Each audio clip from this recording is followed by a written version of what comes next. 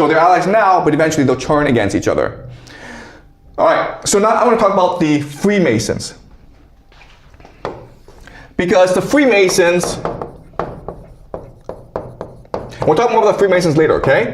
The Freemasons are also working within the Christian Zionist context, but they are much more focused on actually how to implement this, okay? So what they want to do is they want to take the Antichrist and turn it into a system.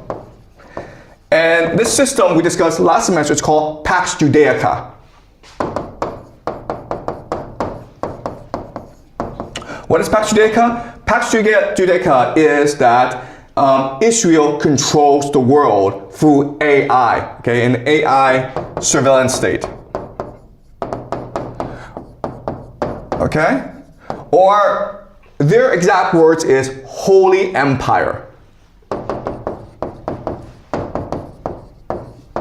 Okay? And Pax Judaica, the AI surveillance state, will have things such as the mark of the beast. And what is the mark of the beast?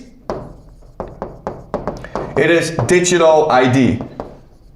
Okay, and this digital ID will also lead to digital currency.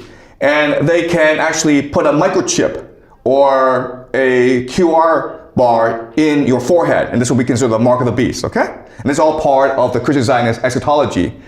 Another really important thing about the Freemasons is the idea of a one world government. Because remember, the Antichrist is the leader of a one world government. And it'll be based in Jerusalem, okay? And so the headquarters will be Solomon's temple, or the third temple. All right, okay.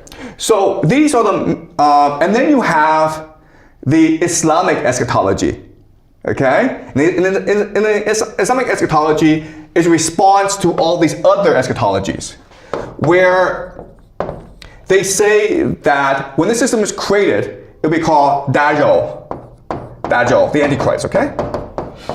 And when this happens, then Jesus will return to defeat the Antichrist. Okay, that's the mainstream Islamic eschatology. Then you have the Shia. Okay, the Shia are the Iranians, where they believe that it will be the 12th Imam Mahdi who will lead the followers, okay, the Ummah. Okay, Ummah just means community of believers, into victory against the Antichrist, the Dajjal, okay? So you can see how these eschatologies are basically lining up together, right? The Shia are the Iranians. The Islamic is the entire Arab world, right? Now, there are two more eschatologies I want to look at. And again, I know this is a lot. I know this is too much information, and we'll go over these eschatologies specifically as we move along, okay? But I just want to introduce the different eschatologies. Another eschatology that's very important is the Catholic eschatology. And in the Catholic eschatology, we can call City of God, okay, which is the church, which is Jerusalem. And St. Augustine talks about this, about how the Catholic Church, it is the millennium, it is the Messianic age, because we represent God and we bring peace and prosperity to the world. Now, what's important about the church is that it became the dominant power in the world because Rome fell, okay? So Roman Empire collapses. But this is all part of God's divine plan, because Roman Empire, Rome, was the city of earth, okay, of power, of money, of wealth. And what matters is Jerusalem, the city of God, of spirituality, of divinity, okay? Now, the city of God came to an end because of the rise of the Protestants and the Anglo-American Empire. So for the Catholic Church to achieve its eschatology and establish, again, the city of God, what they need to do is also see the Anglo-American Empire destroyed, just like the Roman Empire. Okay? So that is the Catholic eschatology. The last eschatology I want to discuss is the Orthodox eschatology. And what's the Orthodox eschatology? The Russians, okay? And this is called the Third Rome prophecy.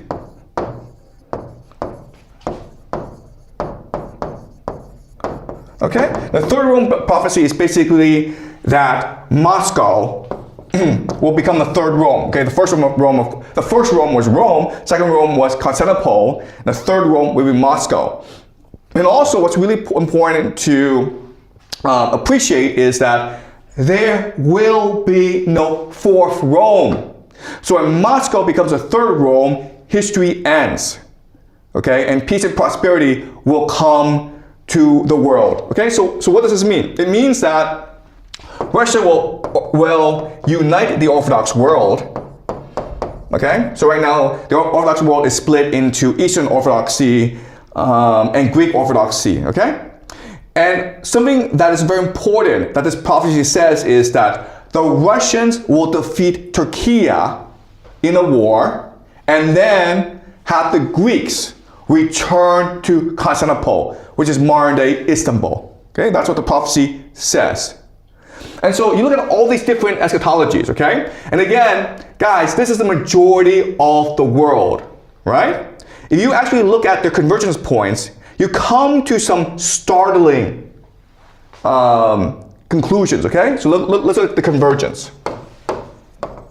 All right, where do they converge? Okay, well, first of all, okay, where they converge is that the greater Israel project will be achieved, okay? Pax Judaica will be achieved. It's the one world government, okay? One world government. That is one major convergence. If that's true, then another convergence is the Al-Aqsa Mosque will give way to the third temple. All these eschatologies either say this or are indifferent to saying this, okay? They're not opposed to this, all right? So that's why I predict the Al-Aqsa Mosque will be destroyed because they need to build a third temple. Another thing in which they converge is the rise of anti-Semitism. Why? Because that will force the diaspora, the Jewish diaspora, to return to Israel. And this is very important for this eschatology, okay? All right. Another important convergence point is the war of Gog and Magog. We don't actually know what this is, but this war is supposed to be the final war before the return of God, before the end of history, before the end of the world, okay? What this war is, we don't know yet. But another thing is that this war in Iran will lead to the war of Gog and Magog at some point, okay? What this war is, we'll discuss at a later time. Another thing that's very important is US and China are not part of this eschatology, okay? This is where everyone agrees. For whatever reason, the United States is not going to partake in future events. Neither will China, which means that something will happen to these two countries that will make them not significant anymore, okay? And the best prediction for the United States then is civil war, right? Okay, civil war. Okay, and this is where all these eschatologies converge. So in other words, this war in Iran is happening so that these different eschatological traditions can achieve heaven on earth from their perspective. All right? So what this means, so given this convergence, we can actually predict certain events that will happen over the next 2 to 4 years. Okay? Because they all want these things to happen together.